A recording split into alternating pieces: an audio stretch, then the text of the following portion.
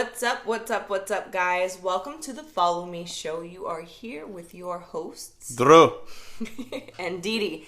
And today's topic on episode 4 of Follow Me Realty, or the Follow Me Show, we are going to discuss how social media plays, what kind of role that it plays into your sales niche marketing strategy as a real estate agent. and how much you should do it. Yes, exactly. And so today what I'm going to do is talk to Drew and ask him a lot of questions because I'm going to give him a lovely introduction. So for those of you who do not know Drew very well, he has been the guru, the massive action freak when it comes to putting all social media content out relevant for Follow Me Realty as well as the Opera Realtor. So he is truly the man behind the curtain. And the Opera Realtor is no more, Yes. so don't look that up. Yeah, if you Google the Opera Realtor, we might not rank for anything except for a few little things here and there. But, yeah, I want to talk to you and ask you a few questions about what that experience was like, basically acting as the Opera Realtor. as the Opera Realtor, essentially. So, guys, if you know me as the Opera Realtor, because that was me, you were 75% of the time you were flirting with a man. So congratulations. I've always wanted to tell boys. people that. And so, yeah, I'm going to ask you some questions. And Just kidding, I wasn't flirting with you. Yeah, yeah, okay. Yeah, most of the time you were talking about whatever on sports, anything related to the Celtics or Green Bay, and they got very butthurt by that. But They did. That a girl knew more sports than them. yeah, they're like, what? How? And with the Celtics, that was funny. Okay, so today I'm going to basically ask you all the questions and find out really what kind of turn you saw in our marketing strategy when you started to implement the metrics, and also I'll add a little tips, a few things here and there too. For sure. So, okay, let's start out first, and I'm going to ask you this. How did you see social media playing such a huge role into a real estate agent's overall strategy? And the reason why I ask this is because normally when you start with really anybody with the traditional brick and mortar brokerages, they don't really have much of an emphasis, even though that's huge these days. They don't really have an emphasis on how that plays into your marketing strategy. So why did you decide to start doing that for the Opera Realtor? Well, for two reasons. For one, we were broke at the time, so Yes, it was we were. free. Mm-hmm.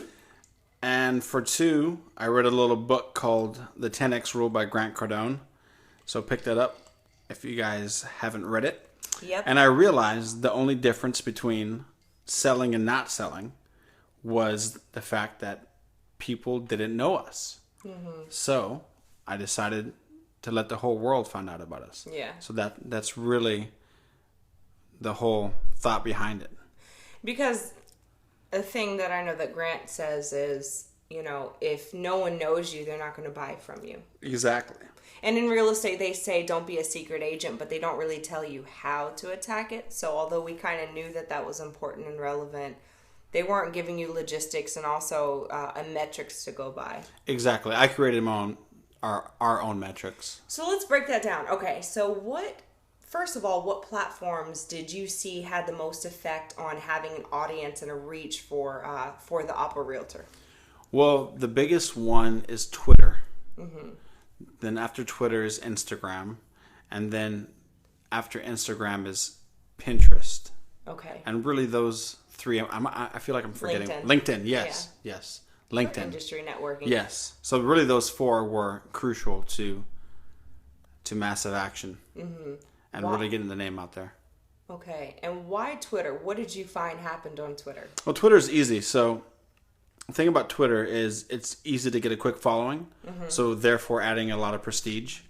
So Facebook, even Instagram a little bit, it's harder to get a following as fast. Right. So Twitter once you know what you're doing, it's very easy to get a quick following. And that adds instant credibility to you, the person. So when people are Googling you, when your clients are looking you up, they're going to go on, they're going to see like, wow, this person's pumping out content all the time. They have 10,000 followers. So that is probably the most important one for the immediate to add credibility. So that was definitely the one I attacked first. And then after that, it was Instagram, Pinterest, and LinkedIn. Okay, so let me ask you a little bit more about Twitter, and then I'll ask you about the other social media platforms. So with Twitter, what kind of content were you pumping out? I mean, I know, but for our audience to know, what kind of content were you pumping out? Well, the content was not that much real estate, even though we are in real estate. I was pumping out opera, because you're an opera singer, right, mixed in with a little bit of real estate and a lot of success jargon. Okay. So people love that. They're like, oh my God, you're an opera singer, you're about success. And next thing you know, that just kind of caught on like a wildfire.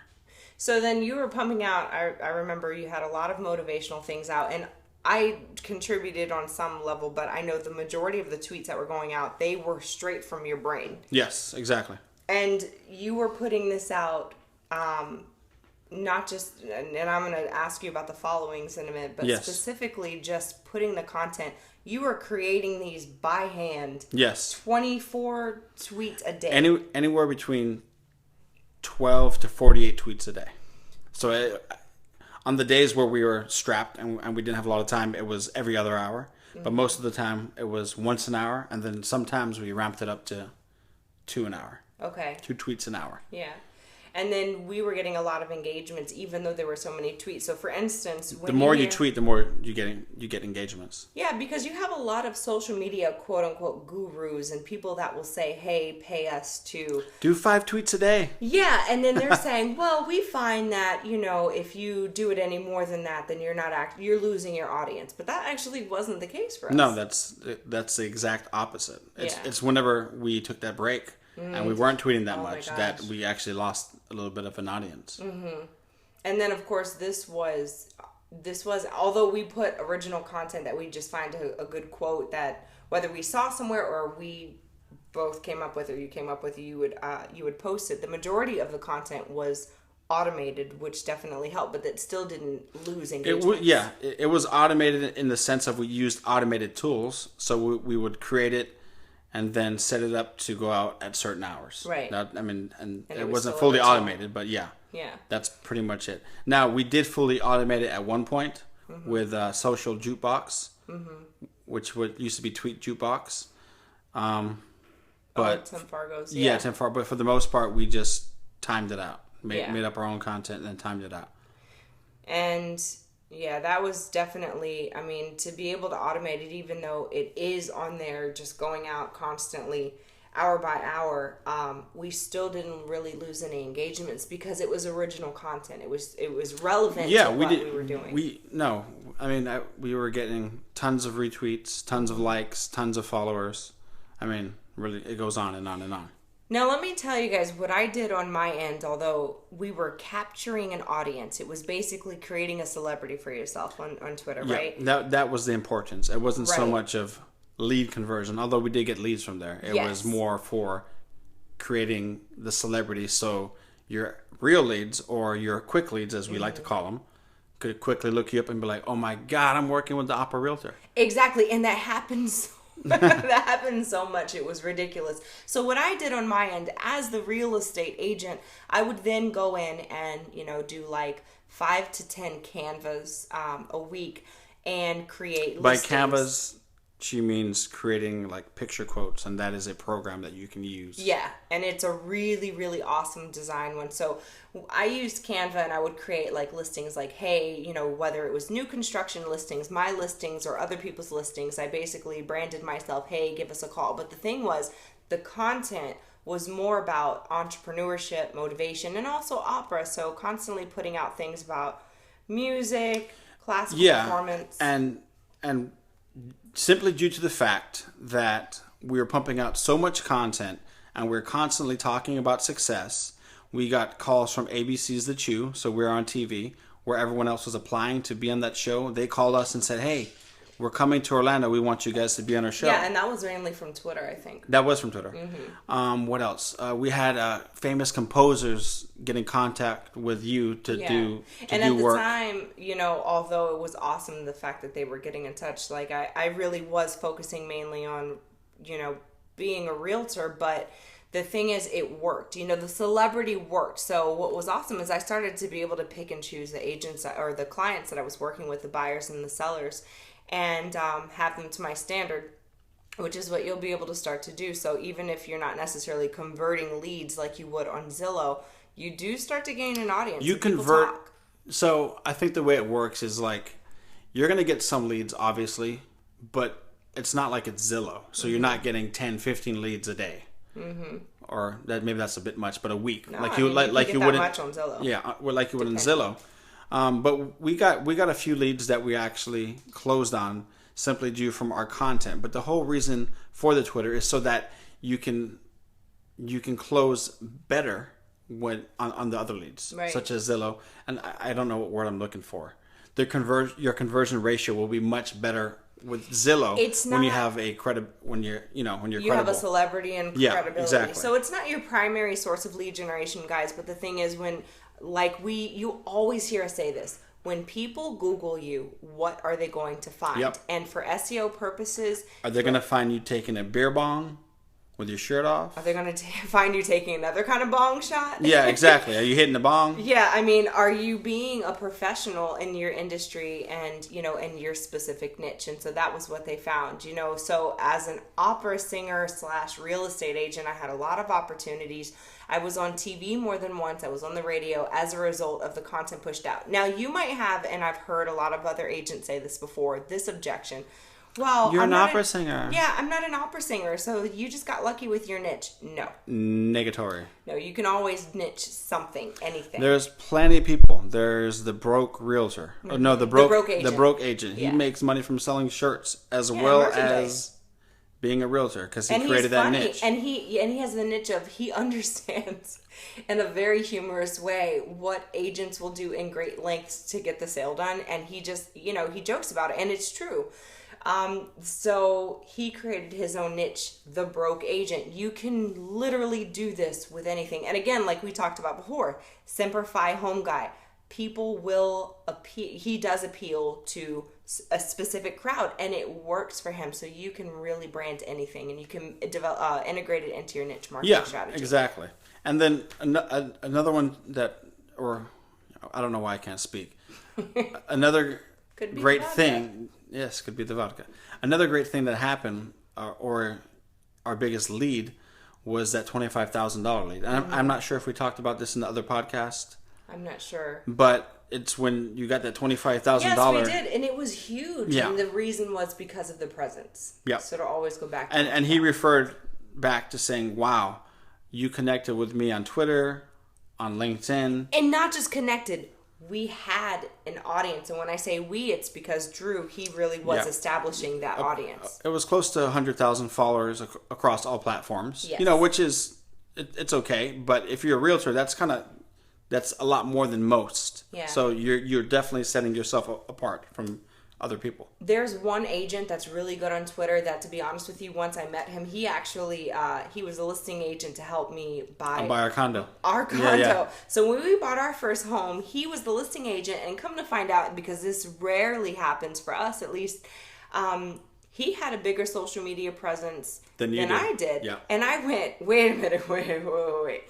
How many followers do you have? And when I looked, I mean, he has people that are constantly, engaging with him. His name is David Welch. He's a RE/MAX agent. I think it's RE/MAX downtown. Yep. He's awesome, and he's super approachable. And the reason why I bring him up is because what ended up happening is the condo that we purchased, he got that as a result of an investor. Of his social media. Yes. Yep. And in Canada, she saw his social media post and said, you know what, I actually want to buy a few homes and few investment properties in Orlando. And so she found him from Twitter. And so it worked. If they see that you're cool for whatever reason, they're automatically going to think that you are smart and you know what you're talking about. So all you new agents out there that, are still learning, if you have a huge social media presence, that will erase a lot of doubt in your buyers or sellers. Exactly. And then once you're implementing the information on the real estate end, when you're actually working with them and you have the information to give to them, then you become very credible as a result, because now not only do you have the celebrity, but you know what you're talking about. So it's a twofold. I mean, you have to know you have to know the industry, know the market, know your information, know your shit. Yeah. And then on the other hand, you are essentially creating your own celebrity, and it works. Okay, so I want to ask you a little bit I'm gonna move on to Instagram. Okay. Yes. Instagram is one of those where how did you make me use it? Because that's more of a personal thing where I had to show my face a lot. Oh, I don't remember. I remember. Okay. Okay. What was I telling you to do? I don't remember. Well, okay, and I'm going to be honest with you guys. This is one I'm really bad at because I was constantly putting out fires, I felt like, as a realtor. So I know for you guys, when you start to work your deals, you'll have the same issue. But with Instagram, I never really wanted to use it for its intended purpose as a realtor. Like, I didn't want to put a whole bunch of open houses. I did. But what you always told me to do is like 3 postings a day. Yeah. Which definitely would have helped. Yep. At least but I was so bad at it. 3 to 4 posts a day on Instagram. And the reason being is because the social norm would be 1 to 2. Yeah. So you're doing 4. And you can't post on Instagram like you would on Twitter. It doesn't make sense. It's not that kind of platform. Yeah. So you can't post 2 pictures an hour. It doesn't work like that. Most people, it seems like, and this is not coming from any statistics or anything, just from what I'm noticing, like they only post like once every 3 days or so. Yeah. And okay, and guys, listen, I'm going to be very blunt. Sex sells. So if you're hot and you have a way to make yourself look really nice, even if it's in profile photos, like that absolutely will get you traction. So good looks, good pictures sell. Yeah, and so I had a lot of guys constantly saying, "Hey, I want to go ahead and take a look at this and that." But the thing is, they were legitimate. Obviously, I made them get pre-approved by my lender before I took them out. But what drew them in was the pictures. They're exactly. Like, So, and I put out like singing videos or whatnot. So it doesn't necessarily have to be related to real estate all the time. It does a little bit. Yes. 25 to 50%, just like Twitter. But the whole thing is, you're talking about your niche. So, you could be the fast car realtor. So you could have a lot of pictures of nice cars and then a picture of you selling homes. Mm-hmm. They're like, oh my God, you're the fast car realtor. I love this Camaro that I have. Yep. Or whatever car you like. Mm-hmm. The Miami realtor. There are a lot of things you can do. Just as a disclaimer, I feel like I have to say this because I am a real estate agent. I am a broker. Be very aware of the fact that if you're using the realtor trademark, that there's a way around that too. There's a way around that. There's absolutely a way around that, but just putting it out there so that way you guys know we're not giving you bad information. If you are associated with the National Association of Realtors and they see that you're using Realtor, and this did happen to me as the opera realtor, they're like, hey, listen, you're using our trademark. Now, you can trademark yourself and, feel free to go ahead and take a look and see how you can do it. We could have trademarked the opera realtor. But at the time, I was becoming a broker and already we were going away from the opera realtor. Right, because now I don't really necessarily want to be known as the opera realtor because I was branding myself for a reason. It wasn't, hey, look at me, just like you'll be doing it for a reason. Now I'm a broker and I kind of want to step back. I don't sell houses anymore. But anyway, okay, so that's Twitter and that's Instagram. Instagram, you want to have your face. Yeah, Instagram, you want to have your face and whatever you're related to. So it's the same thing. Like, we're posting about opera and success. My singing post, And then, open houses, on Twitter. It's the exact same thing, just in picture form. So when you have an open house event and you have an open house event, you have a new listing, those are all opportunities, guys, really to go right back to social media and say, hey, look what I'm doing. This is awesome. The open house is more for you than them. Yep. So if you can get past that thought, it's really good to market yourself for your potential clients and your clients that are going to buy soon. So when you go to an open house, one of the things that you'll find, especially being in the very beginning, a lot of people get super nervous and they're like, I got to feel like every person that comes in here and they're not represented, how can I convert them? I'm scared as shit and it happens all the time. Well, this is how you completely eliminate the fear. You go in knowing you're doing it for marketing purposes. Yep. You don't have the air about you and energy that I need this sale, I need this client. Exactly. It helps. Although you are giving them exposure. Mm-hmm. Rarely will you sell a house from an open house. You usually get, maybe another buyer, but it's usually not those people that buy the house from the open house. Yeah. Although it happens, it's just not a high percentage. Yeah, and then on the other hand, again, like you don't have to convert the people that walk in the door as a result. So what's cool about that is I made everybody obviously sign up on the list, but it wasn't like this thing where if you sign up now, I'm going to say that you're committed to me, because that a lot of times when buyers come in an open house, they don't want to give you information, or they'll lie and say, hey, listen, I'm already represented. And it's not a bad thing, buyers that are listening. It's simply because they don't want to be bothered. They're just, a lot of times they're cruising around. They're thinking about buying a house. They've seen like 10 houses that day. So they'll give you their information if they have to, or sometimes they won't. But either way, when you're doing it, it's more for marketing purposes. It's for your marketing brand. So you can say, hey, look how awesome I am, and look at this awesome house that I'm listing. Exactly. I'm always Perception is reality, guys. Yeah. Perception is reality. So if you're always seen as doing an open house, as selling a house, as being that person out there in the marketplace, people will start to recognize you as a person that's always working, and they're going to want to be associated with you. So then what ended up happening, what was really cool, is that when I started doing open houses, and I had that mindset that, hey, I'm not here to convert anybody who walks in the door, more people actually started to call me back. So because this is what I did. Instead of, what I would do is I'd open the door and say, hey guys, what's up? Listen, here's the house. And I would just point out very briefly, here's the living room, here's the formal room, here's the kitchen over here, there's some snacks over here, guys, take a look. I didn't show them the house because they don't want to be followed around and say, hey, do you like it? Hey, what's this? I knew it was for marketing purposes. So I said, this is this, take a look. If you have any questions, I'll be in the kitchen. I had music going, so it wasn't an awkward silence. I had snacks for the kids. I had little crafts sometimes for the kids, which was awesome. On Sunday, we had beer. Oh, yeah. On Saturday and Sunday, especially football Sunday, we had beer. Yeah. The guys loved that. They used to come. They're like, wow, this is awesome. Beer?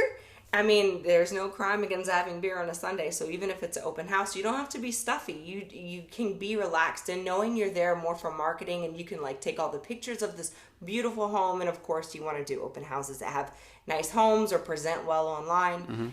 It made it feel so much more organic to have the open house. I'm simply there to be your host today, and you can completely forget about me later. Oh, but go ahead and put your information. Yep. And, they liked that. So then when they Googled, because of course I left them with a gift, whether it was, again, a little a little snack bar with my business card or whatever I had tied, they called. And they would Google me, and they're like... And we had at the Opera Realtor. Yeah. So so at the Opera Realtor. They're like, at the Opera Realtor. So they would immediately put it in, and they found me everywhere. You sing in your realtor? Mm-hmm. What's going on? It happens so often. I got a lot of gigs that way on the singing, and a lot of people that wanted to work with me. So that's Twitter, Instagram, and understanding how that role plays. What about Pinterest? Pinterest is different than Twitter and Instagram. Pinterest is easier and harder in a sense. Pinterest is more for backlinking.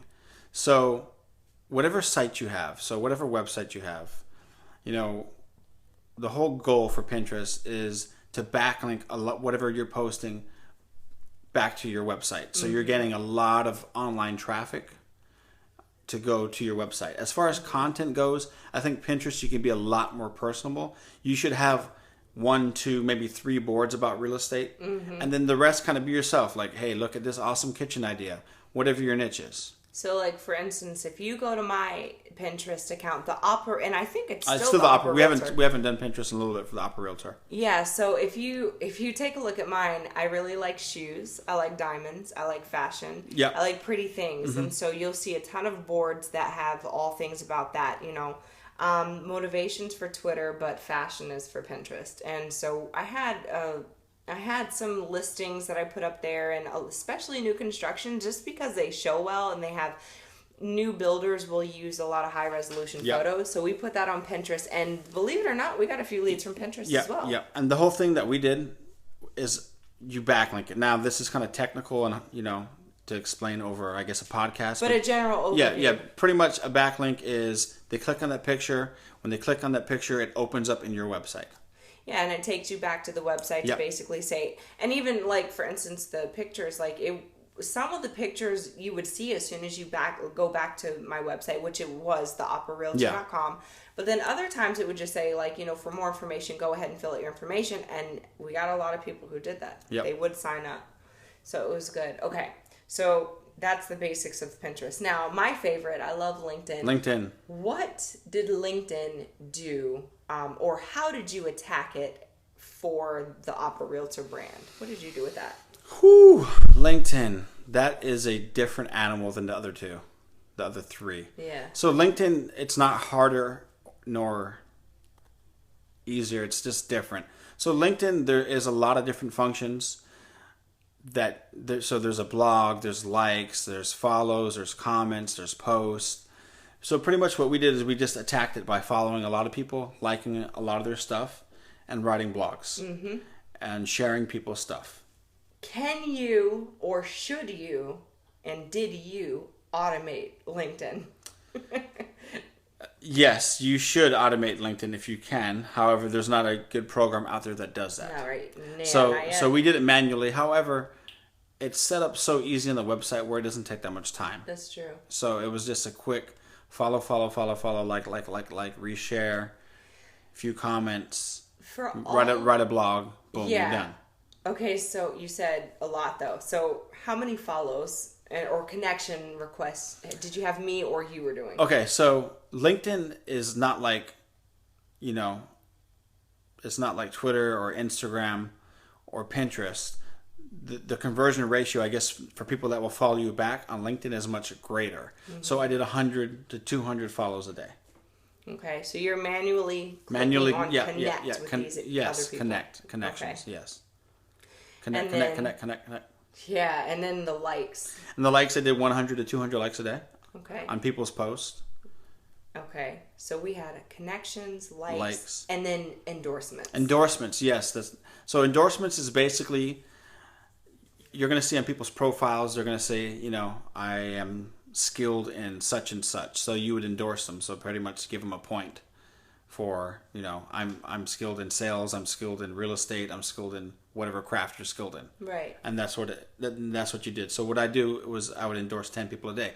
And what this does is it gets people back to your LinkedIn profile because there's all kind of notifications. This person liked you, this person added you, this person posted a blog, this person viewed your profile. So that one's actually a little bit easier, but no one really wants to do that. I notice on LinkedIn. Interesting. Because when you first started talking about LinkedIn, I remember you were looking at what is his name, Lewis Howes, and you were like, "Hey, listen, and Coca Sexton, you were like, we should definitely check out LinkedIn." And I didn't have one at the time. Yeah, and we were already getting big on Twitter and on Instagram at the time. Yeah, and we didn't have a platform where we were actually connecting with kind of like industry professionals because we didn't have Facebook whatsoever.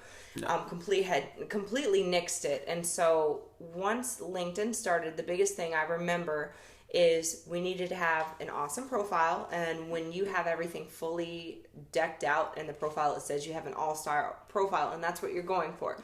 So the summary, the headline, everything you want to have completely filled out and specific to your niche. So I was always telling people I did luxury homes and new construction. Is that the only niche I worked with? No, but that's who I was targeting, and obviously it helped the credibility.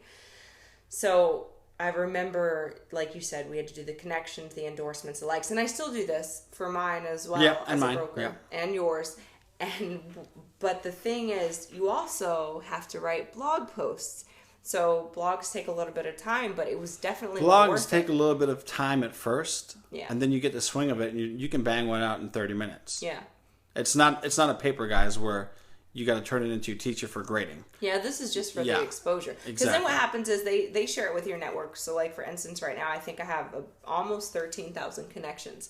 And so that goes out to everyone. And, of course, LinkedIn has an algorithm like Facebook does where not everyone will necessarily see it at all times. But the more connections you have, the more people. Yeah, it's just kind of common sense. Yeah. What was funny is, I think it was about a month ago, I had reached out to an agent, and I don't remember why I reached out to her, because she was out of state. I wasn't looking to recruit her for Follow Me Realty, but I said, "Hey, how's it going?" And I was like, "Could you please..." Oh, I think she was just a new connection. I was like, "Hey, could you check out my new blog?" So what I did is I engaged with at least 10 people a day on messaging saying, "Hey, thanks for connecting with me. Could you please check out my new article? Let me know what you think." Because I was specifying connecting with real estate agents. She was in, I think it was New York. And she said, "Hey, you know what's funny? A friend of mine just sent me this post. It's great." So it's funny. This is for your ebook, the ebook. Yes. It was for the ebook. And it got... How to entrepreneur like a boss. It spread like wildfire. Yeah, it did. So when you have really good content, that's another thing. Like, don't just ride on the fact that it's awesome or you know that it's good. Like, go and tell people about it without just sharing that and resharing it. Tell people, like, hey, thanks for connecting. Check out my new blog. And then put the link there. Boom. And that's what we did. And if you join Follow Me Realty, we will teach you how to do and automate all this stuff. I know it's kind of bland over the podcast, but there's a lot of little technicalities to where it makes life a lot easier. Yeah. I mean, you know, there are so many nuances and little tips and tricks you can do, but what I found as an agent, like when I started, is there are a lot of people saying, hey, you just got to get out there and you got to cold call. What does that mean? But they didn't tell you where to go. What does that mean? They didn't tell you what platforms work. And they, like, for instance, here's a phone book. Good luck. We were all given, I remember in my first real estate team, we were all given a Mike Ferry script to use. And I said, well, shit. If everybody's using this script, and how is it going to be effective? And then we found out ourselves that, yes, everyone is using the same exact script. So we customize one for ourselves, and that people, you know, agents can use if they sign up with us too, because, like, you have to stand out and have customizable content, customized content. That's why everyone hates realtors. If you just Google Google. They get such a bad rap. Exactly. It's because it's all the same, bland. And a lot of people think that agents are overpaid and they do no work. But, I mean, anybody who's in real estate You got knows. $7,000 to sell my house? Yeah. And don't you think you should cut your commission this much? Absolutely not.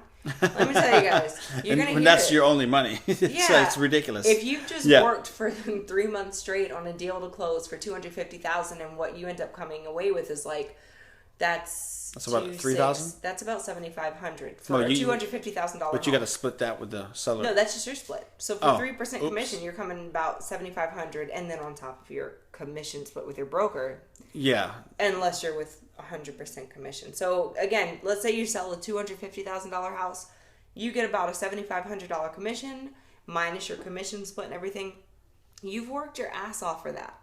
And so you want to give content that's really relevant. You want to be of value. And the best way for people to know you fast, instead of door knocking for 2 hours and you only reach 50 people, is social media. You can get a following so fast. Mm-hmm. And it's just people don't do it because I have no idea why they don't do it, to be honest with you. No, we know why people don't do it. Why? Because, and I'll tell you, because when I've been talking to some of the new agents that start, they seem a little bit overwhelmed by the fact that we have such an aggressive metrics. Oh, yeah, it's only aggressive if you don't know what you're doing. Well, it's aggressive if you're not used to doing it and you don't think that it takes that time. But as much time as you think it takes to prepare an open house, to cold call, to go tell people about you, to go send out paper mailings, which some brokerages still tell you to do, and hey, whatever floats your boat, I would never tell you to do that. No, you should send out paper mailings for Christmas. For Christmas to say, hey, Merry Christmas. From your neighborhood realtor. Yes. Yeah, exactly. But, you in order to be relevant for the holidays, age, really. Yeah. That's a really good time to send out mailings. Exactly. Yeah. When people Google you, you want to know that they're finding a valuable resource within the real estate market, because there are a shit ton of agents out there. Yep. And you want people to say, I remember them because I've seen them so many times. Which happened to us all the time in Central Florida. Oh my gosh. So many people like, hey, you're the opera realtor. Hey, you're the opera realtor. At black tie events, to parties, simply because they saw us everywhere. And I even had somebody come into our office when I used to work for one of the other brokerages. We were having a powwow, a meeting there, and somebody who was coming in to basically just pitch to our agents for photography and videography. He came up and he's like, wait a minute, you're the opera realtor. No one knew me by my name. They said, you're the opera realtor. Oh my gosh, I it's so see good you to everywhere. meet you. I see you everywhere. LinkedIn, Pinterest, Twitter, Instagram. And an advantage you can give to your clients is to say, guys, you see me everywhere. We are going to get your house everywhere. And that's actually kind of the pitch that we used when we were cold calling. We pretty much said, listen, we have the ability to push your house out to over 40, 50,000 people. Where the next guy can't. Mm-hmm. And that was a part of the pitch. Instead of just, oh, hey, how's it going? So when are you moving out? So would you sell your house if I had a buyer? Yeah, that's the same basic crap. Guys, trust me. Put your house up for sale by owner and see what happens. Put your house up for sale by owner, and see how many people say the exact same thing. And then with our metrics at the same time too, with the aggressive metrics that you use, and I say aggressive because it really is. I mean, it boils down to massive action, ladies and gentlemen. And so, and it's not even that aggressive compared to the guy that we learned it from. It's which was Grant Cardone, the sales guy. But that's very true. But compared to what the majority of these social media marketing companies will say they'll do at a hefty fee, and compared to what most of basic agents will do these days, it's very aggressive. But let me tell you guys, it works. That's for another blog. Don't get ripped off. Oh my goodness! Yeah, I have 5 stories from this week alone, and it's Tuesday. Yeah. Yeah. That is, as a new realtor, do not pay for people that say they can take care of your social media. That say for $600 a week, we'll do 2 posts on Twitter. We'll post once a day on Facebook. And they act like they're doing you a huge Exactly. service. And oh my God, guys, you're going to be just dumping your money down the toilet. Yeah, we'll show you how to do it. That's for another the right podcast. Way. That really is, because I could talk all day long about the people that have come our way as a result of the massive action. Oh, okay. One more thing before we go. The impressions that you will get as a result of doing it this way. And again, if you can pay for promoting some tweets and some, like if you use Facebook, which I'm strongly against, but if you have it and you can pay to get the message out there and promote your content or a specific post for a given amount of time, that's awesome. I'll tell you, I've talked to other people that have paid and, a minimal amount, like maybe $10 every week. And they've gotten like 11,000 impressions or what have you. But with the metrics that we did, we got on average, I want to say it was about 14,000 impressions daily. Yep. And that's if you're consistent. You have to be consistent and you have to do it for a while. Yeah, because Twitter will pick up on the algorithm, so will Instagram. Yeah. It needs to be consistent, done daily. Yeah. Every day. Same stuff every day. Nonstop. So guys, thank you very much for joining us today. I hope that this was an eye-opener for you and giving you some insight with Drew. Yes, the gist is you need to get on social media and you need to post all the time. Yes. And if you don't know what to do, you got to come to our brokerage. Yep. We'll teach you. Yeah, I mean, if you're in Florida, check out Follow Me Realty. The information that we give, honestly, we've been doing this for a long time for free because we really like people to know what we wish we would have known when we started real estate and sales in general. And, we have a plethora of knowledge to go and get out. We might as well get paid for it. So thank you guys for joining. Thank you. And we will talk to you soon. It doesn't go your way, you got to follow.